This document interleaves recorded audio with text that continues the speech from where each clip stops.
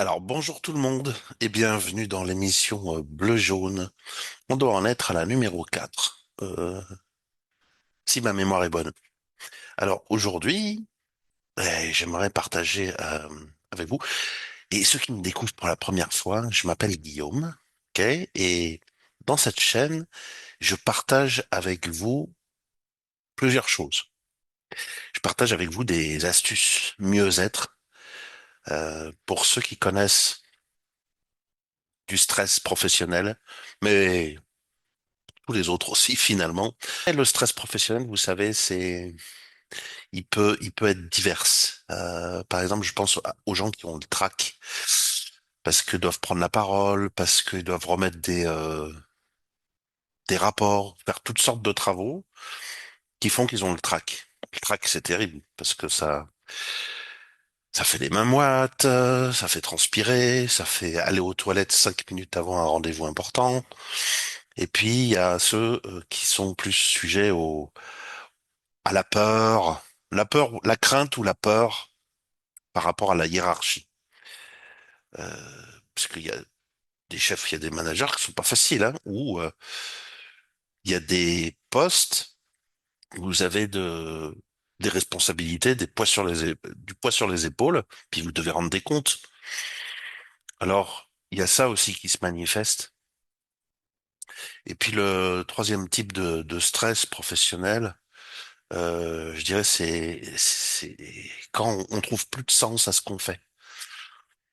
On parle des bullshit jobs, vous savez, c'est pas nouveau, hein, ça fait quelques années maintenant qu'on en parle. Et, eh bien parfois on a plus la vue d'ensemble sur ce qu'on fait, et donc on a l'impression que d'être un rouage, et on peut perdre complètement le sens et l'intérêt euh, par rapport à ce qu'on fait. Donc, bien évidemment, il y a le salaire. Alors c'est pour ça qu'on reste, mais en tant qu'être humain, on a besoin de connexion avec le sens. C'est peut-être l'un des besoins les plus importants qu'on ait. Alors, voilà toutes ces astuces que je vais proposer sur cette chaîne, soit en accompagnement individuel, parce que j'en fais aussi. Évidemment, c'est pas obligatoire. Et puis, c'est pas forcément le sujet de cette chaîne. Donc, je ne vends rien ici. Ceci dit, je vous empêche pas d'acheter si vous en avez envie. OK.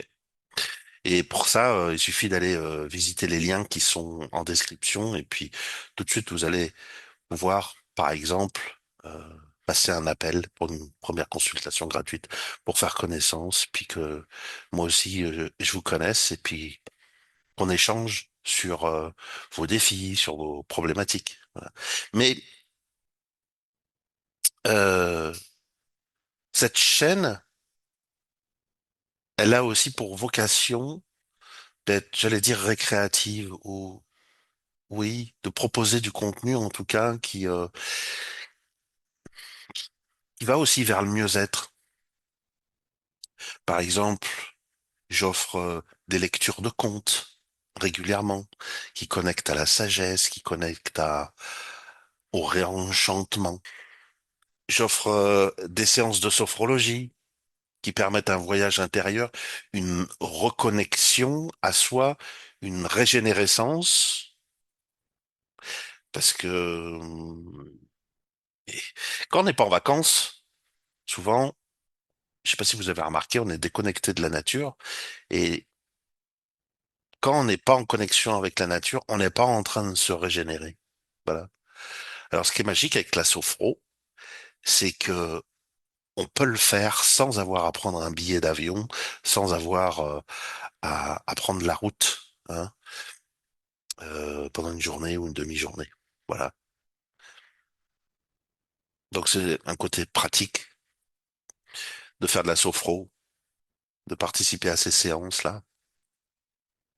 Et puis, il y a aussi parfois des astuces sur la préparation mentale et le coaching pour ceux qui ont besoin de relever des défis. Et il y en a, hein. Il y en a dans votre vie personnelle, il y en a dans votre vie professionnelle, il y en a dans votre vie relationnelle. Il y en a aussi quand pour vous c'est nécessaire de développer des capacités particulières, de développer vos talents. Alors il y a aussi des choses qui sont proposées par rapport à ça. Et, et puis enfin, il y a de l'éveil de conscience. L'éveil de conscience, parce que ce qu'il faut que je vous dise, juste avant de parler de l'éveil de conscience, euh, il faut que je vous dise aussi pourquoi je fais de la... Juste avant, je vous ai parlé de la préparation mentale, pourquoi j'en fais. Il faut savoir que vous pouvez le voir dans une de mes vidéos euh, qui s'appelle, je crois, de la préparation olympique à l'éveil de conscience, que depuis tout petit, en fait, j'étais quasiment préparé à une carrière olympique, chose que je n'ai pas fait parce que j'ai eu un accident qui m'en a empêché.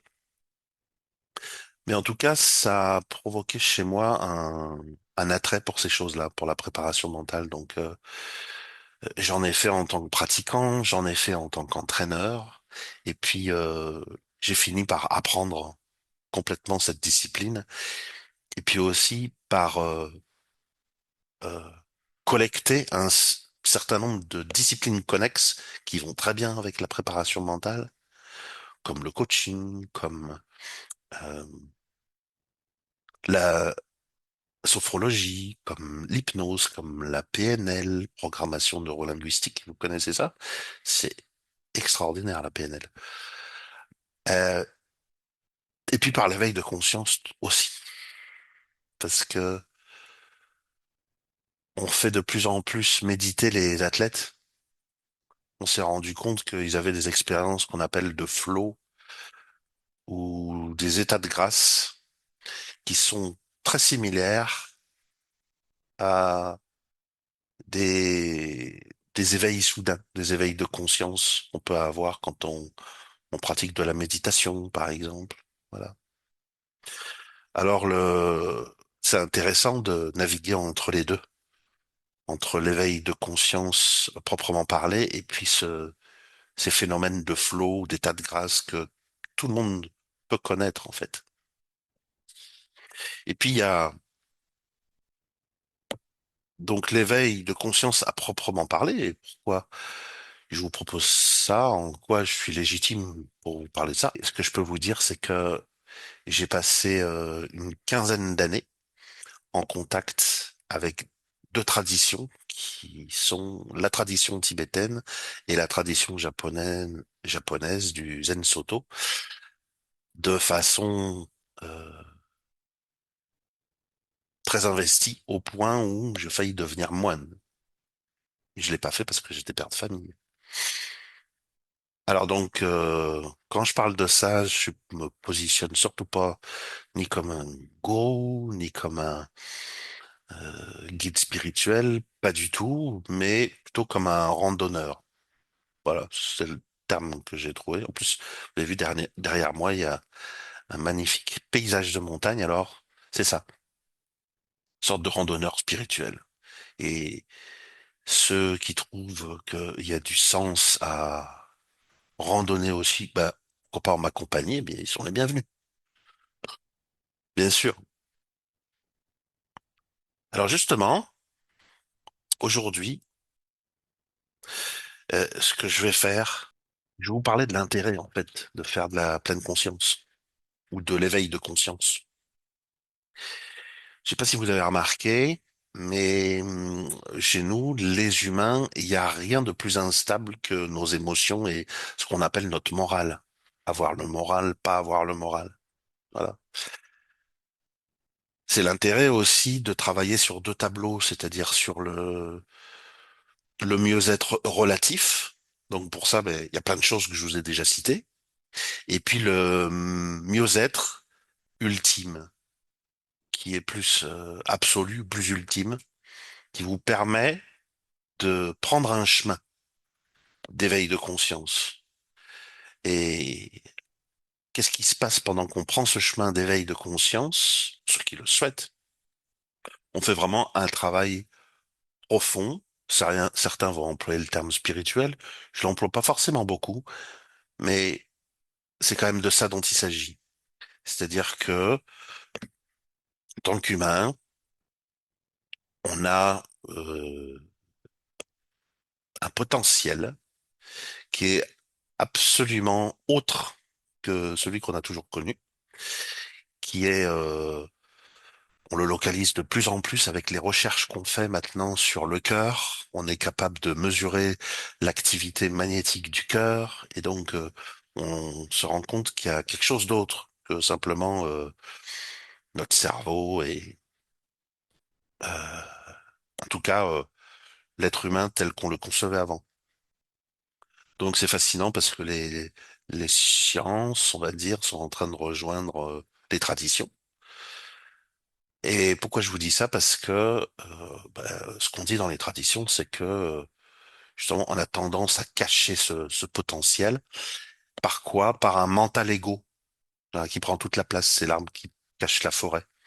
Et ce mental ego, il fait quelque chose de particulier, c'est qu'il nous détache artificiellement. C'est une croyance, c'est une illusion, mais c'est une illusion quand même très vécue du monde.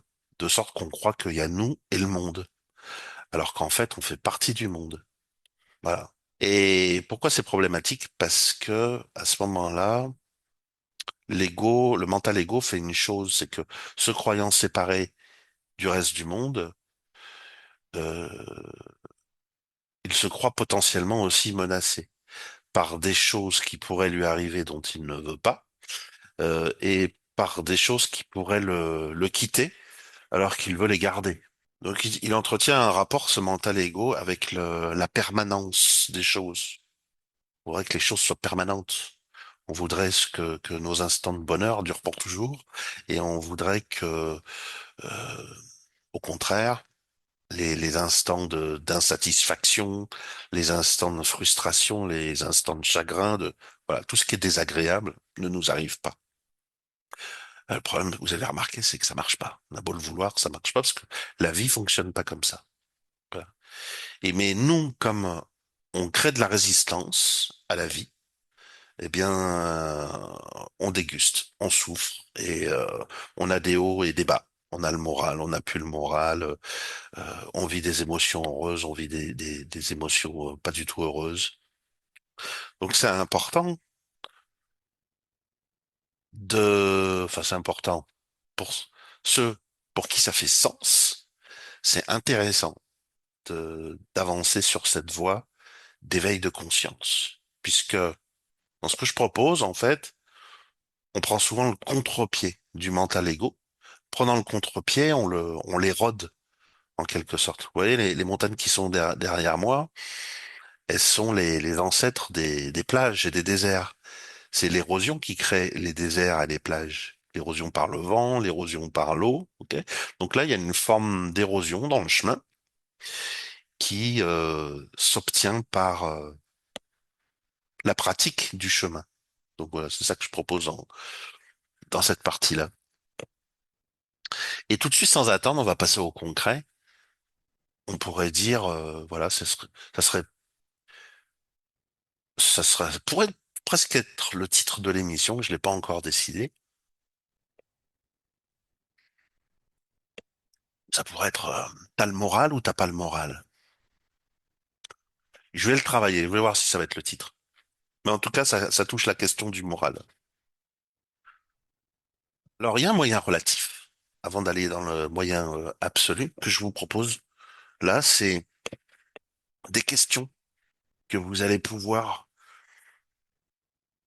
le matin, vous poser en mode journaling, donc vous avez de quoi écrire, ce sera beaucoup plus facile pour vous, avec un stylo, avec un cahier, une feuille. Moi, j'aime bien avoir un cahier parce que les feuilles, ben, ça se transforme en feuilles volantes, et puis après, on les perd, c'est parfois intéressant de se relire. La première question, c'est celle-ci.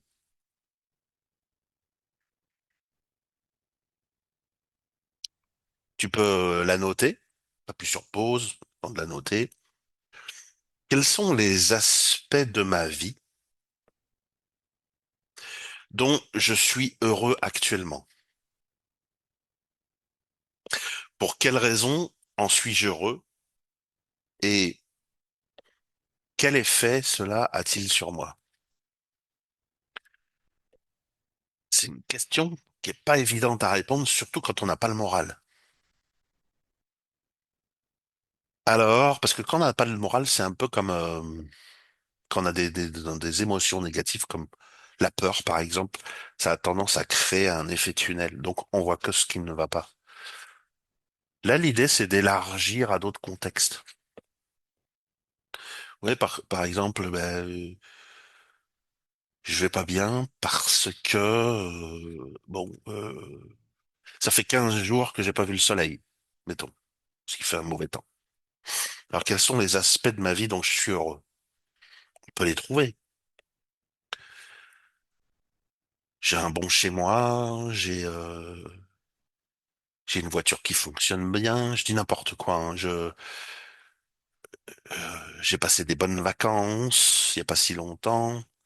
Euh, voilà, j'ai une famille, j'ai des amis, j'ai la santé, on trouve des raisons toujours. Il suffit d'aller visiter les différents contextes. Alors voilà, je vous laisse prendre le soin de noter ça et puis demain matin vous essayez. Vous voyez ce que ça donne. Deuxième question, qu'est-ce qui me stimule actuellement? Pour quelle raison est-ce que je me sens stimulé? Quel effet cela a-t-il sur moi? Pareil, mettez sur pause, prenez le temps de noter la question. Dans la troisième question, quelles sont les choses dont je peux être fier en ce moment? Ça aussi, c'est pas forcément évident. Complétez la question en notant pourquoi est-ce que j'en ressens de la fierté et quel effet cela a-t-il sur moi? Restez avec cette question et puis il faut absolument apporter des réponses. OK? Le fait que vous vouliez absolument apporter des réponses, il y a des choses qui vont venir. Quatrième question, quels sont les bienfaits de la vie dont je suis reconnaissant en ce moment? Donc là, c'est le travail un peu sur la gratitude, dont on sait qu'elle met en cohérence cardiaque. Si vous ne savez pas ce que c'est, tapez cohérence cardiaque, renseignez-vous. Vous allez voir les bénéfices que ça apporte. Je continue la question. Pour quelle raison est-ce que j'en éprouve de la reconnaissance et quel effet cela a-t-il sur moi? Cinquième question, quelles sont mes activités préférées en ce moment? Qu'est-ce qui me procure le plus de satisfaction? Quel effet cela a-t-il sur moi? Sixième question, qu'est-ce que je me suis engagé à accomplir dans le présent? Pour quelle raison ai-je pris cet engagement et quel effet cela a-t-il sur moi? Puis enfin, septième question, quelles sont les personnes que j'aime, les personnes qui m'aiment? Quel effet cela a-t-il sur moi?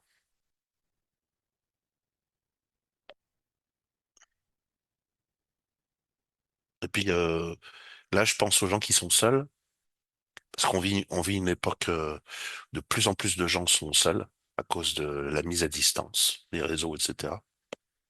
Les 100 000 façons de communiquer ensemble.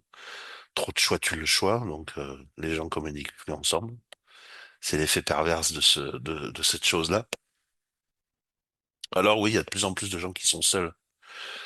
Vous pouvez aller visiter le passé. Quels sont les gens qui m'ont aimé, que j'ai aimé? Quel effet cela a-t-il eu sur moi? Et puis on peut ramener en fait ces états internes dans le présent. On n'est pas obligé de considérer le passé que comme de la nostalgie. Ça, je vous apprendrai à faire ça. On peut ramener des états. Ce qu'on veut. Avec la PNL, on fait ça. On peut ramener n'importe quel état qu'on veut ramener dans le présent et le réinstaller. C'est extraordinaire. Alors, voilà pour les questions qu'on peut se poser. Donc ça, c'est la partie relative, le mieux-être. Ensuite,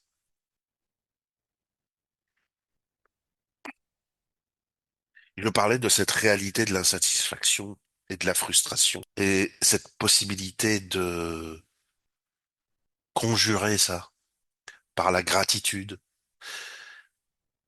Alors, la gratitude, effectivement, c'est pas toujours évident de se connecter avec la gratitude, finalement.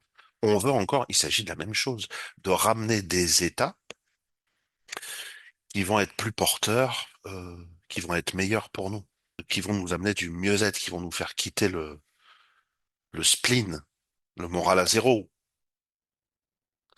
Donc, sachez qu'il y a quelque chose à faire avant de se connecter avec la gratitude, c'est l'appréciation. Vous voyez, je sais pas si vous avez été dans un paysage de montagne comme il y a derrière moi, mais moi j'ai des souvenirs de ça. Et on peut les revisiter avec la sophrologie, encore une fois, avec l'hypnose, mais tout simplement avec des visualisations, en se connectant sur trois canaux, qui sont le visuel, la vision, l'audition, se rappeler des sons, et se rappeler des sensations, et également des émotions. Ouais, c'est très simple à faire. Là, n'importe quel souvenir qu'on va aller revisiter, qu'on va aller apprécier en passant par ces canaux. En plus, ce qui est magique avec la sophro, c'est qu'on peut carrément se prendre pour un metteur en scène. Euh, on a constaté qu'en intérieurement, on peut jouer sur la luminosité, par exemple sur la lumière, le taux de lumière dans notre souvenir, ou les contrastes pour avoir des couleurs qui se détachent bien les unes des autres. On peut jouer aussi sur des bruits, rajouter des bruits, par exemple, des gens qui s'amusent, des gens qui rigolent. Et quand on fait ça, eh bien, on, c'est comme si on avait un bouton qu'on tournait intérieurement et notre état interne devient de plus en plus positif. Voilà. Et après, on peut s'amuser à ancrer ça. Et effectivement, une fois on a cette appréciation, c'est plus facile d'avoir la gratitude. La gratitude, c'est dire un merci à l'intérieur. On a constaté que dire merci, ça a une action incroyable sur l'eau. Vous savez, l'eau a une mémoire. Si vous connaissez pas ça, je vous invite à taper ça, la mémoire de l'eau sur Internet, et vous allez voir que on est loin de tout connaître sur notre monde et ce qui nous entoure. Pas besoin d'aller chercher, aller sur Mars. Il suffit de regarder une goutte d'eau et de faire quelques expériences pour s'apercevoir qu'il y a plein de choses qu'on connaît pas encore. Donc, il se passe des choses très particulières quand on met de l'eau en contact avec certains sentiments, comme la gratitude, comme l'appréciation, comme la bienveillance. Voilà. Et à l'inverse, quand on met de l'eau en contact avec des émotions chaotiques, comme de la colère, comme de la peur, comme de la haine, eh bien, il se passe aussi quelque chose qu'on peut observer sur l'eau, parce que l'eau, quand on l'observe avec du matériel, un matériel pour voir le microscopique, eh bien, on s'aperçoit que au niveau de ces molécules, ça dessine comme j'allais dire des mandalas ou des figures géométriques, comme des cristaux qui sont extrêmement harmonieux et beaux et jolis à regarder quand l'eau est en connexion avec des sentiments et des émotions positives et extrêmement laid et disharmonieux à regarder quand l'eau est en contact avec des émotions très sombres. Voilà. Donc il y a forcément un effet sur notre corps, vu qu'on est composé à je sais plus combien de pourcents d'eau, là, 60 ou 70% d'eau, je sais plus exactement, mais on a beaucoup d'eau à l'intérieur de nous. Donc ça joue sur nos cellules, donc ça joue sur nos humeurs, donc ça joue sur notre morale. Et puis, euh, moi, dans comment dirais-je, les traditions auxquelles j'ai été connecté, eh bien, que ce soit la tibétaine ou la japonaise, là, on parle à un moment donné des quatre incommensurables. Donc il y a quatre types d'émotions on pourrait dire, ou de sentiments,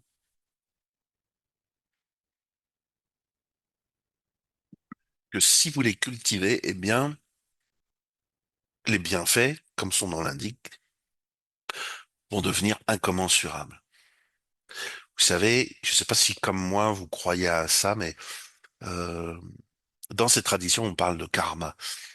Dans notre culture, c'est moins présent, mais on a des adages, on a des expressions toutes faites, comme quand on dit, euh, on parle de boomerang, lancer un boomerang, donc c'est comme penser des choses, faire des choses, agir d'une certaine façon, et ça nous revient.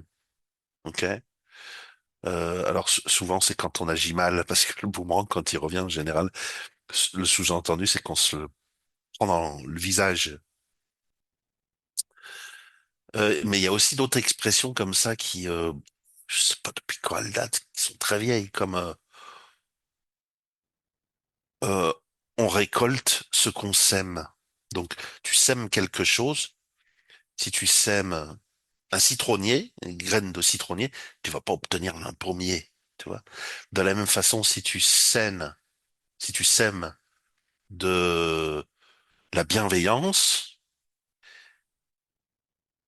normalement, tu vois, tu récoltes de la bienveillance. Par exemple, fais l'expérience demain matin de sourire toute la journée.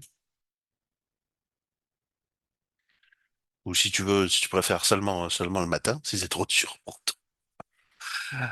Et regarde la différence de ce qui va se passer. Tu vas recevoir des sourires en retour, donc de la bienveillance en retour. Des conversations peut-être vont se faire, chose qui avait moins lieu avant, etc., etc. Donc, des choses toutes simples. Donc, les quatre incommensurables, qu'est-ce que c'est? Alors, dans la tradition, on parle de la première, c'est l'amour. C'est un terme tellement galvaudé maintenant. Chez nous, ça paraît presque cucu de parler d'amour. Mais, ben, pourtant, quand on regarde l'eau, par exemple, pour elle, c'est pas cucu. Si vous la mettez avec la gratitude, il y a plein de formes d'amour. La gratitude, la bienveillance, l'amitié, de quoi j'ai parlé encore tout à l'heure. On a dit je t'aime à de l'eau. On a observé des cristaux magnifiques en disant je t'aime à de l'eau. Et il y a une chose qu'on peut se rendre compte, qu'on peut faire à ce niveau-là, au niveau de la conscience, si on veut avancer dans le chemin de très bénéfique, c'est d'arrêter de maudire les gens. Je dis pas arrêter de râler parce que en tant que Français, on râle. Ce qui paraît, c'est dans notre ADN. On râle un peu, allez. Mais arrêtez de maudire les gens. Vous savez, même inconsciemment. Et, et parfois, on a comme cette mauvaise humeur chronique qui est là. Alors, qu'est-ce qu'on peut faire? Eh ben, on peut arrêter de maudire les gens et on peut commencer à leur souhaiter du bien. Mais pourquoi est-ce que je ferais ça? Pourquoi est-ce que je souhaiterais du bien finalement à des gens que je connais pas? Alors là, j'aimerais vous emmener à un endroit. Donc pour les Tibétains, comme pour les Japonais, il y a la réincarnation, vous savez. Et puis, c'est sans commencement. On a eu des vies sans commencement avant, on en aura sans commencement après. Sauf si vous atteignez le pur éveil de conscience. À ce moment-là, vous avez le choix de ne plus renaître dans une vie de souffrance, on va dire, hein, vous savez, où et quand tu la regardes quand même, c'est pas très. Il y a des choses réjouissantes, mais au final, on vieillit, on tombe malade, et puis on décède. On perd ce qu'on aime, rien que ça. Hein. Ça, c'est la réincarnation. Alors, on peut sortir de ce cycle-là. Et les gens, après, existent sur un autre plan. On n'y croit pas, mais il y a des plans comme angéliques, on va dire ça pour simplifier les choses. Alors, du coup, comme, mais je vais le ramener à notre niveau après, hein, parce que là, ça part à un niveau assez loin. comme il n'y a pas de limite à nos naissances avant et après, à ce moment-là, on s'est tous rencontrés, les uns les autres, même aussi nombreux qu'on soit, des millions, des milliards, on s'est tous rencontrés, et on a eu des connexions, on a eu aussi toutes sortes de connexions, toutes sortes de positions les uns par rapport aux autres, dont la position de mère à enfant. Donc, euh, eux disent que vous avez été la mère de tous les êtres, et vous avez eu tous les êtres comme mère. OK? Alors, il y en a certains, ils n'ont pas eu des mères faciles. Donc, ils disent, oh là là, ça m'aide pas ça. Ouais, et à ce moment-là, on change. On change le modèle, la représentation. Euh, Par exemple, si le contact le plus tendre dont vous vous souvenez, c'est votre fils ou votre fille quand elle était petite, eh bien, servez-vous de ça. Tous les êtres ont été un jour mon petit garçon, ma petite fille,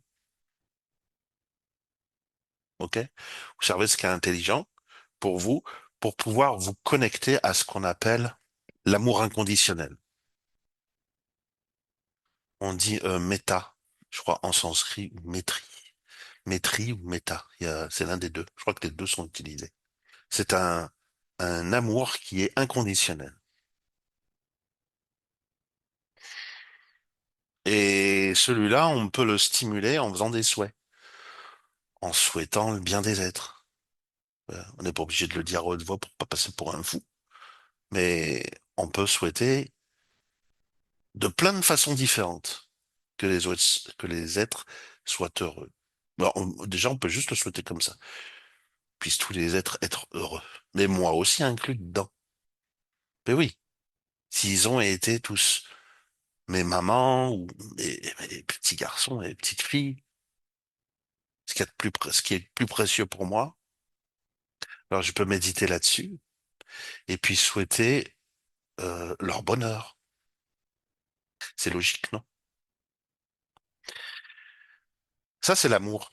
C'est le premier des quatre incommensurables. Après, le deuxième, c'est la compassion. Qu'est-ce que ça veut dire, la compassion aussi? Et la compassion, telle qu'elle est dite là dans les quatre incommensurables, c'est l'idée de se relier euh, aux autres et de refuser. De refuser quoi? De refuser la souffrance. De refuser leur souffrance. Vous ne voulez pas que votre fils, que votre fille soit malheureux, soit malheureuse. Vous ne le voulez pas. Vous le refusez. C'est une attitude interne qui connecte à une autre énergie qu'on appelle en sanskrit karuna. Voilà, parce que je me réfère donc à des traditions qui remontent jusqu'au sanskrit. Donc, pour être dans les clous, je vous rappelle le mot. Et ça aussi, ça a une énergie, une force énorme, peut-être la plus grande force qui existe, où on déplace des montagnes quand on est connecté à ça. Et j'ai des pratiques, ça a des vertus extrêmement thérapeutiques d'ailleurs, qui sont connectées à la karuna, à la compassion. Énormément.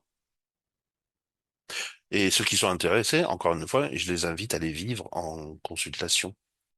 La troisième, pardon, la deuxième, on peut s'y connecter aussi par les souhaits.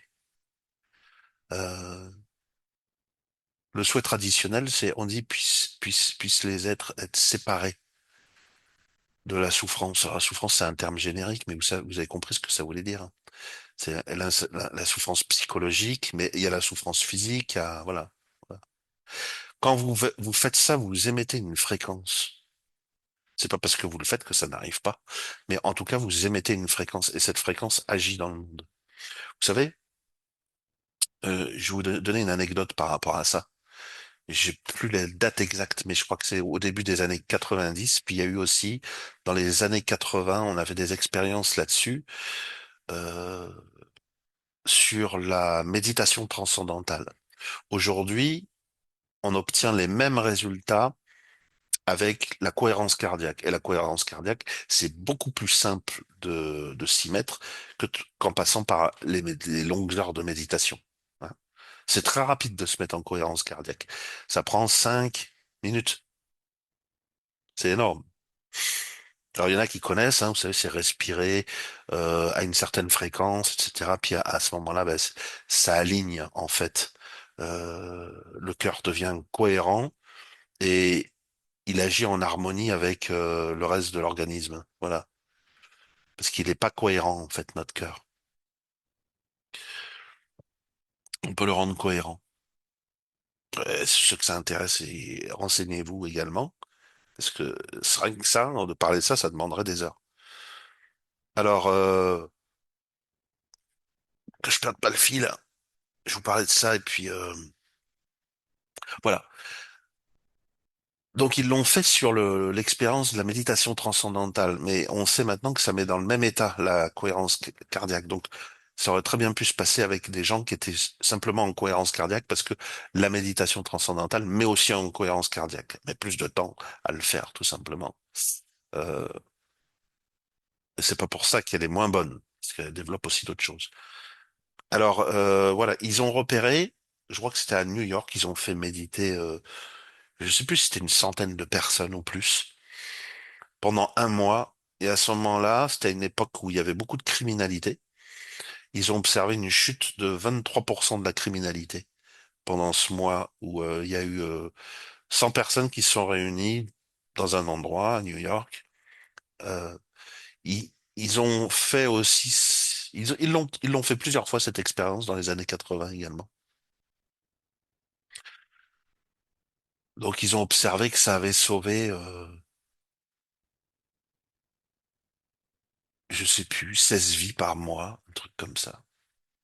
Il y a 16 personnes qui ne se sont pas fait assassiner par mois par ça. Alors, vous voyez, je sais que ça peut paraître incroyable, extraordinaire, mais cette expérience a été reproduite un certain nombre de fois. Et vous savez que la science valide à partir de la répétition. Quand on répète et qu'on obtient les mêmes résultats, à ce moment-là, la science dit oui. On comprend pas tout, mais effectivement, ça a un impact. Donc ça, c'est pour tous les gens qui pensent qui voient que le moral à zéro parce que les nouvelles sont abominables et qu'on pense qu'on peut rien faire. Eh ben non,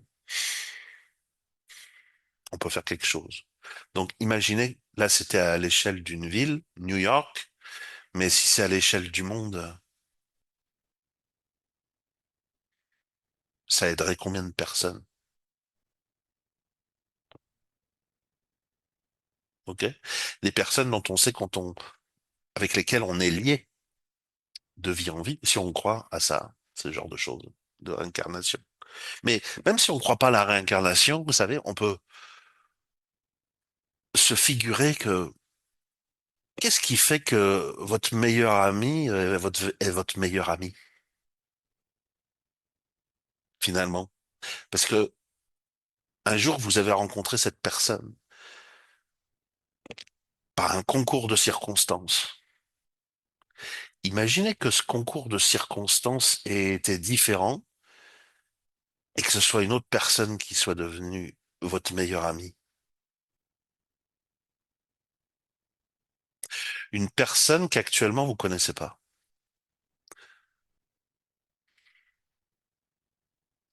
Vous voyez où je veux en venir? Donc, il y a plein d'histoires comme ça de gens avec qui aussi on était en froid. Et puis finalement, on a appris à les apprécier et maintenant sont des bons amis. Ça existe. Et si ça existe pas dans votre vie, regardez autour de vous, ça existe pour plein de gens. Donc, c'est cette idée que je vous montrais que on a tous Ces possibilités-là sont vraies pour tout le monde. Puis autre chose aussi, je voudrais vous parler. Vous savez, quand on arrive au monde, n'importe qui, n'importe quel être humain, mais c'est valable aussi pour tout ce qui vit, pour les animaux, et même pour les animaux microscopiques, on a vu savoir, même pour des bactéries. On s'est rendu compte qu'il y avait une conscience. Quand on met un individu, aussi grand ou aussi petit soit-il, en contact avec des conditions bénéfiques, bienveillantes, etc., à ce moment-là, cet organisme ou cet individu, il prospère. Il se sent bien, il se sent heureux, il s'épanouit, il prospère. Et quand on le met en conditions, dans des conditions qui sont néfastes, qui sont, je sais pas, empoisonnées ou qui sont pas positives, à ce moment-là, on voit un repli sur soi. Les gens se rétractent. La bactérie va dans un coin. Ok. Elle crée des protections autour d'elle. Voilà. Alors, rien qu'en considérant ça, on peut très bien méditer là-dessus. Et à ce moment-là, on se rend compte que personne ne vient au monde avec le souhait de foutre sa vie en l'air, de foirer sa vie, de merder, de passer d'avoir la vie la plus désagréable possible. Ça n'existe pas. Tous les êtres vivants ont ce souhait, même inconscient, d'être heureux, de s'épanouir, de s'accomplir, de prospérer, etc., etc.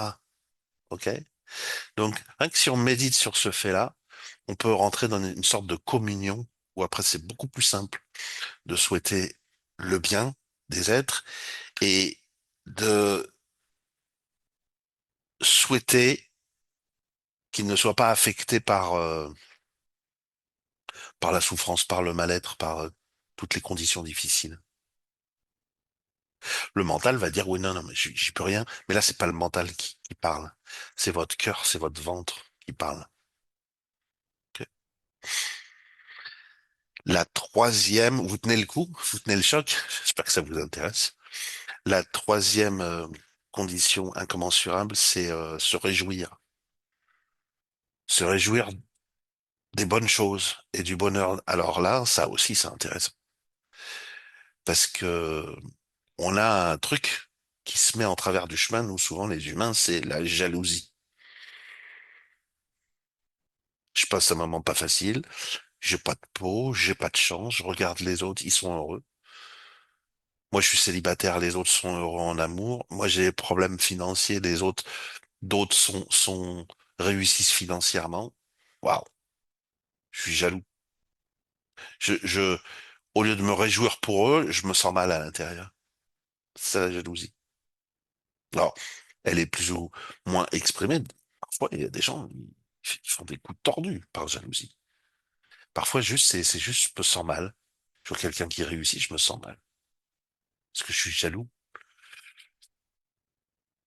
Et c'est pas un vilain défaut, c'est une réalité. Ça fait partie des émotions humaines. Donc comment on conjure ça? Parce que si on fait ça, on travaille pas les incommensurables. En étant jaloux, on travaille pas les quatre incommensurables. Alors c'est ça, regarde. Je peux très bien considérer, voilà, je vois cet homme heureux ou cette femme heureux en amour ou heureux en affaires, comme on dit, heureux financièrement. Et puis, ce que je peux me dire, c'est que bah, si eux ils y arrivent, ce que je vois à la télé ou sur Internet, etc., qui réussissent super bien, je peux considérer, bon, si eux y arrivent, ça veut dire qu'il y en a d'autres qui y arrivent. Peut-être pas aussi bien, pas. Ça veut dire qu'il y en a d'autres qui y arrivent. Et comme eux, je peux y arriver. Parce que finalement, ces gens-là, ils sont humains. Moi aussi, je suis humain. On partage cette même réalité. Donc, s'ils peuvent y arriver, qu'ils sont humains, que moi aussi je suis humain, eh ben, alors je peux y arriver. Peut-être pas comme le champion. Est-ce qu'on a besoin d'être champion pour être heureux? Il y en a, oui, certains. Je fais ça par rapport à la préparation mentale. Il y a des gens qui ont besoin de se fixer des gros défis et ça les fait vibrer d'y aller. Alors on peut aller visiter ça aussi, pourquoi pas. Ok. Mais on voit tout simplement que, vous voyez, par quelque chose qui nous semble inaccessible, on peut déjà le rendre plus accessible parce que on voit qu'il y a des gens qui ont des réussites moins flagrantes, mais qui ont quand même des sortes de réussites. Alors, si nous, on est dans un passage où on connaît pas cette réussite, on peut par l'identification, en disant, ben voilà, ils sont humains, comme moi aussi je suis humain, donc il n'y a pas de raison que moi non plus je puisse pas y arriver, ok? Et à ce moment-là, on se reconnecte à cette possibilité, à cet espoir, et à ce moment-là, on peut se mettre dans un état de contentement, de, où on se réjouit, même un petit peu, déjà, contentement. On est là et on est, ah, c'est cool qu'il y en ait qui réussissent, ça veut dire que c'est possible. Méditez comme ça. C'est cool qu'il y en a qui réussissent, ça veut dire que c'est possible. Vous verrez, tu peux répéter cette phrase comme un mantra. C'est cool qu'il y en a qui réussissent parce que ça veut dire que c'est possible. Ok? Peut-être que c'est pas votre cas, hein. Peut-être que vous êtes heureux en amour, heureux en affaires. Alors là, ben, moi, je me réjouis pour vous. Ok? Même si moi, je suis heureux en amour et que je suis heureux en affaires, ça m'empêche pas de me réjouir pour vous. Ok? Peu importe. On le touche là? Waouh, on est pas mal là, hein. On a parlé de trois incommensurables, vous vous rendez compte? Est-ce que ça fait sens ce que je vous dis là? Vous pouvez mettre des commentaires. Le quatrième incommensurable, c'est l'équanimité, on pourrait dire l'égalité d'âme aussi. Ça aussi, c'est magique d'y toucher. C'est les quatre, c'est important. Et celui-là, il vous amène vraiment à un autre niveau que le bonheur relatif. J'essaie de m'expliquer. On est en tant qu'être humain, et je vous ai dit le mécanisme. Il y a un mental ego qui se croit séparé du reste du monde. Il veut attirer ce qui est agréable, ce qu'il a étiqueté comme agréable. Il veut se préserver de ce qu'il a étiqueté comme désagréable. Et souvent, il se trompe. D'ailleurs, sur les étiquetages. Mais enfin, c'est comme ça. Et donc, il y a une espèce de polarité qui se développe. On dirait une dualité dans le langage de la pleine conscience. Et en PNL, on parle de polarité. Une des grandes polarités ou des grandes dualités, c'est l'espoir, parce que ou la crainte. Pourquoi je dis? Parce que ils sont un peu comme sur une balance ces deux-là. Par exemple, j'ai un projet, j'ai un rêve, et puis il tarde à se concrétiser, ça tarde à arriver, donc j'ai de plus en plus d'empressement et d'impatience à ce qu'il arrive. Je suis connecté avec l'espoir, mais j'ai plus de d'intolérance à la patience. C'est une forme déjà de difficulté intérieure. Ça peut faire vachement souffrir, ça. On peut avoir du mal à réguler ça au niveau émotionnel. Certains vont boire d'alcool pour réguler ça. D'autres vont fumer, d'autres vont manger, prendre des kilos. Alors c'est parce qu'ils veulent. Et puis, on peut aussi être sur l'axe de la crainte. C'est le même axe en fait, mais dans la direction de la crainte. Et à un moment donné, on désespère. On désespère. Oh là là, je vais pas y arriver. Je vais jamais y arriver. Et puis, on plonge. Tristesse, dépression. Enfin, quand je dis dépression, pas forcément une vraie dépression, mais vous comprenez ce que je veux dire. Alors, il y a une posture qui permet de dépasser ça. On pourrait l'appeler, moi je l'appellerais l'ouverture à l'incertitude. On peut déjà commencer par ça. Vous êtes en train de méditer. Rien que vous êtes en train de méditer, si vous comprenez les enjeux qu'il y a à faire de la méditation, pas simplement comme un gadget, vous allez vous sentir mieux, mais à sortir du conditionnement du mental ego au bout du chemin. C'est un mode de vie et c'est une pratique.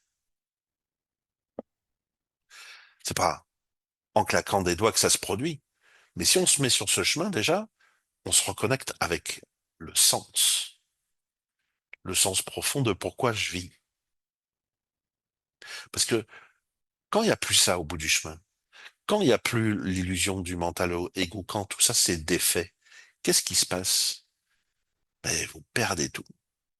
Vous perdez toute la face qu'on appelle samsarique. Le samsara, c'est quand on remonte dans les traditions, c'est tout ce qui concerne la souffrance, l'insatisfaction, la peur, la frustration, l'impatience, la tristesse, la dépression. Tout ça est définitivement perdu. Extraordinaire. C'est ce que le Bouddha aurait répondu quand on lui a demandé qu'est-ce que vous avez gagné à atteindre l'éveil. Il a répondu de ce côté-là.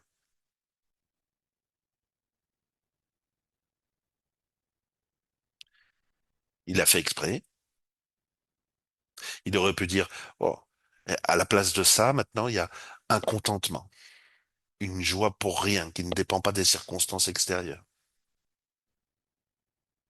Mais il a préféré dire ce qu'il n'y avait plus plutôt que ce qu'il y avait à la place. Alors, vous êtes sur votre coussin de méditation ou sur une chaise, peu importe, et puis vous passez un temps là-dessus, à penser à ça. Je m'ouvre à l'incertitude. Si vous le sentez, on peut passer à l'étape d'après. Et j'embrasse le principe d'incertitude. Oh, j'embrasse le principe d'incertitude. Il faut, il faut pas forcer, hein. Il faut déjà sentir si, quand je dis intérieurement, je m'ouvre au processus d'incertitude. Ça va de mieux et ça va de mieux en mieux. Et vous pouvez dire j'embrasse après le processus d'incertitude. C'est pas j'embrasse l'échec et j'embrasse la réussite. Non, parce que si vous dites ça, vous retournez sur les polarités. Vous vous rapprochez, vous allez à nouveau coller aux polarités. Vous n'êtes plus dans les polarités, vous êtes ouvert au principe d'incertitude. Vous comprenez pourquoi c'est différent?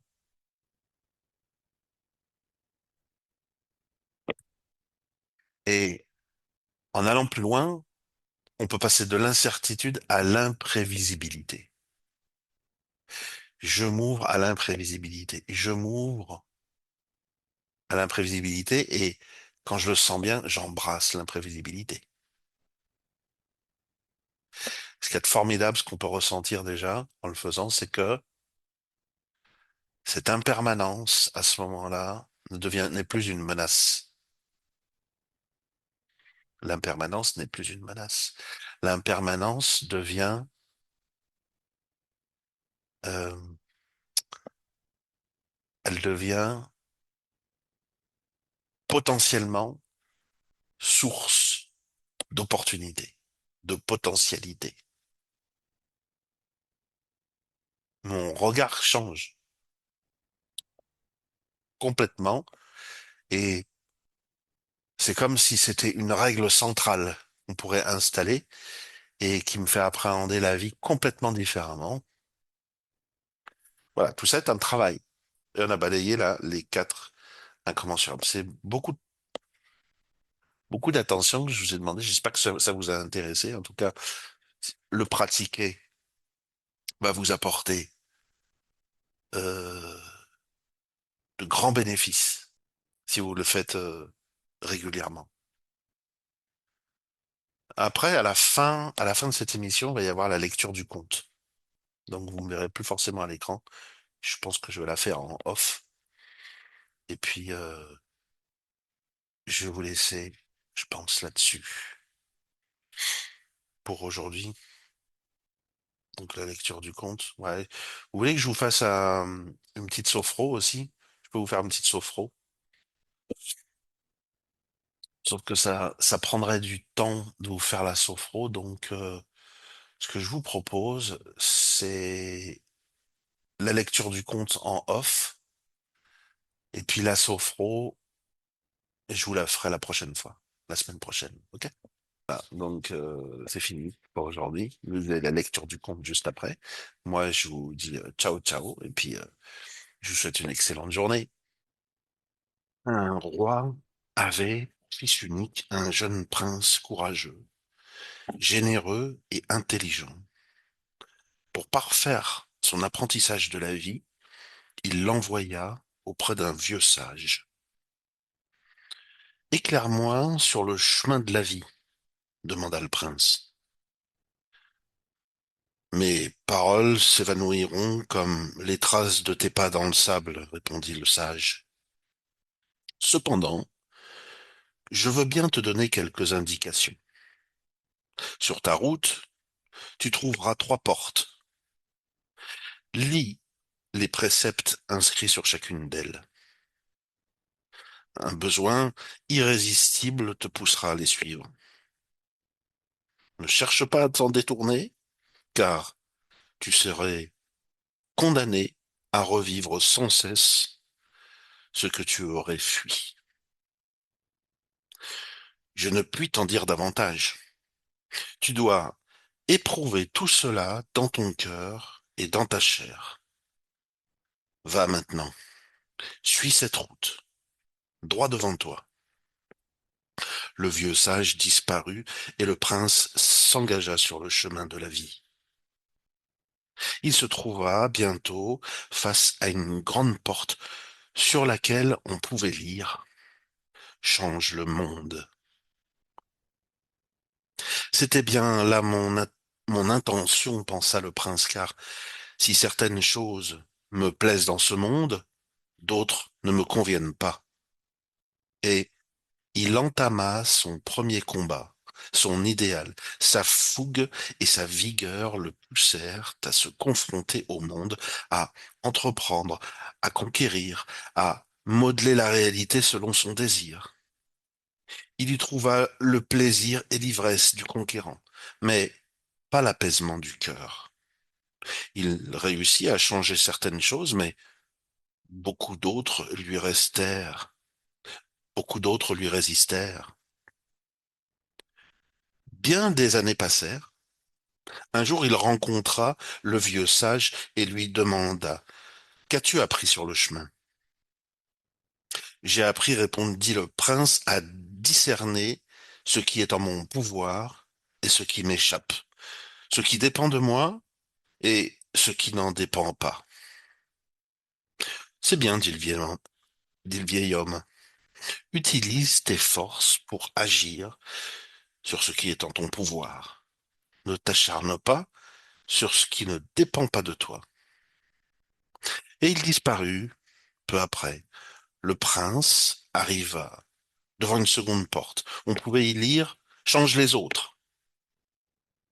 C'était bien là mon intention, pensa-t-il. Les autres sont source de plaisir, de joie et de satisfaction, mais aussi de douleur, d'amertume et de frustration.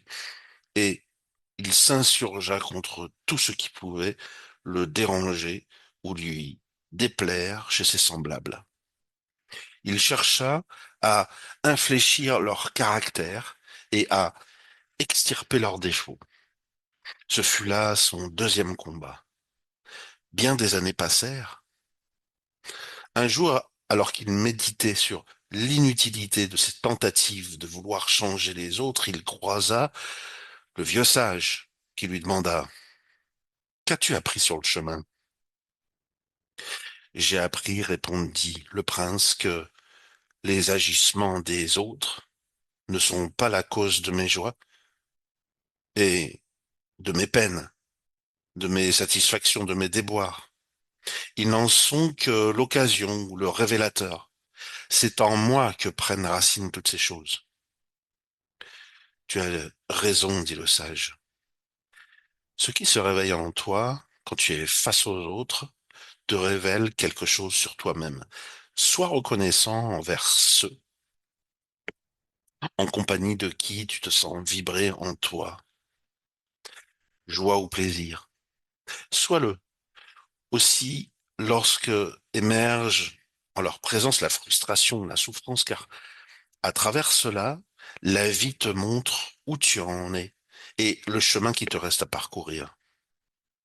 Et le vieil homme disparut. Peu après, le prince arriva devant une porte où figuraient ces mots. Change-toi toi-même.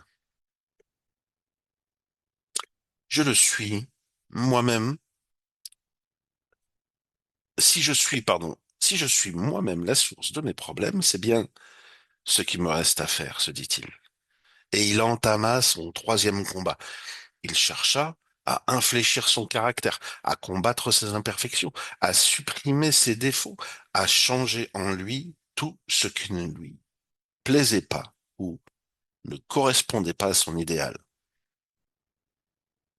Après bien des années de ce combat, où il connut quelques succès, mais aussi de nombreux déboires, le prince rencontra le sage et lui demanda, qu'as-tu appris sur le chemin?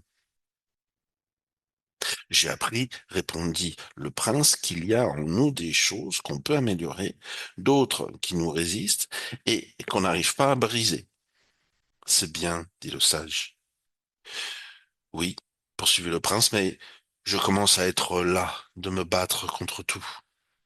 Contre tout et contre moi-même. Cela ne firait, cela ne finira-t-il jamais? Quand trouverai-je le repos?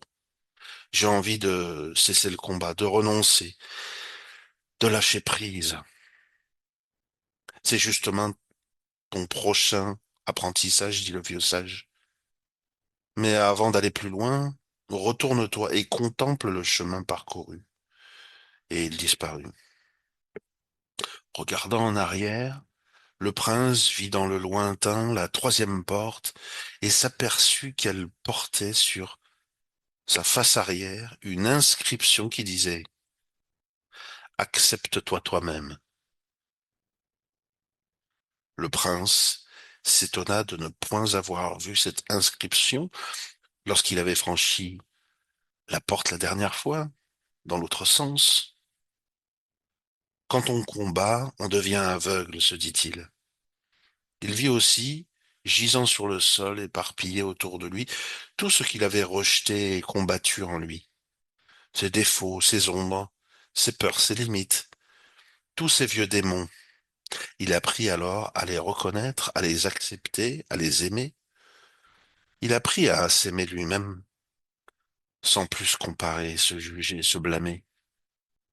Au terme de ce cheminement, il rencontra le vieux sage et lui demanda, qu'as-tu appris sur le chemin? Pardon, il rencontra le vieux sage qui lui demanda, qu'as-tu appris sur le chemin?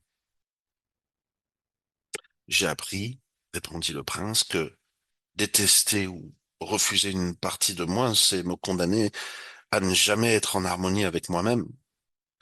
J'ai appris à m'accepter moi-même totalement, inconditionnellement. C'est bien, dit le vieil homme. C'est la première sagesse. Maintenant, tu peux repasser la troisième porte. À peine arrivé de l'autre côté, le prince aperçut au loin la face arrière de la seconde porte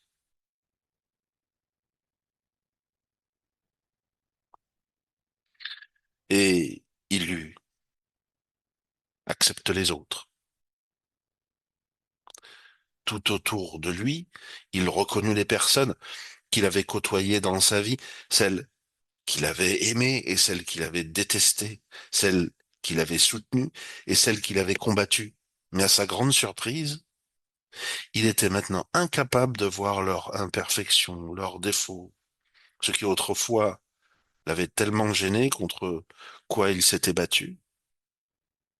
Il rencontra alors le vieux sage. Qu'as-tu appris sur le chemin? Demanda ce dernier.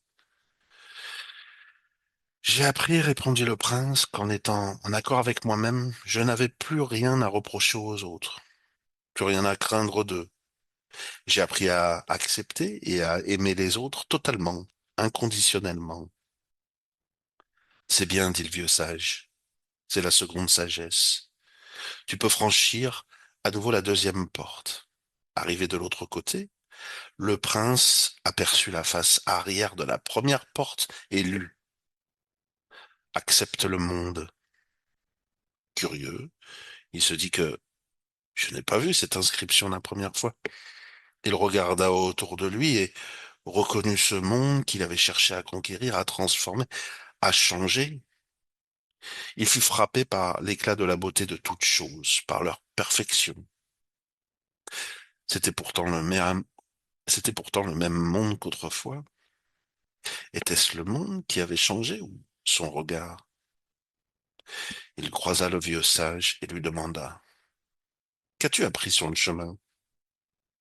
Pardon. Il croisa le vieux sage qui lui demanda: Qu'as-tu appris sur ce chemin? J'ai appris, dit le prince, que le monde est le miroir de mon âme, que mon âme ne voit pas le monde, elle se voit dans le monde. Quand elle est enjouée, le monde lui semble gai. Quand elle est accablée, le monde lui semble triste. Le monde, lui, n'est ni triste ni gai. Il est là, il existe, c'est tout. Ce n'était pas le monde qui me troublait, mais l'idée que je m'en faisais. J'ai appris à l'accepter sans le juger, totalement, inconditionnellement. C'est la troisième sagesse, dit le vieil homme. Te voilà à présent en accord avec toi-même, avec les autres et avec le monde. Un profond sentiment de paix, de sérénité, de plénitude envahit le prince. Le silence l'habita. Tu es prêt maintenant à franchir le dernier seuil, dit le vieux sage, celui du passage du silence à la plénitude du silence. Et le vieil homme disparut. Au-delà de la première porte, dans le sens inverse à celui qu'il avait emprunté il y a bien longtemps, il aperçut une porte qu'il n'avait alors absolument pas remarquée, ni même vue. Sur le fronton, un seul mot: Sois.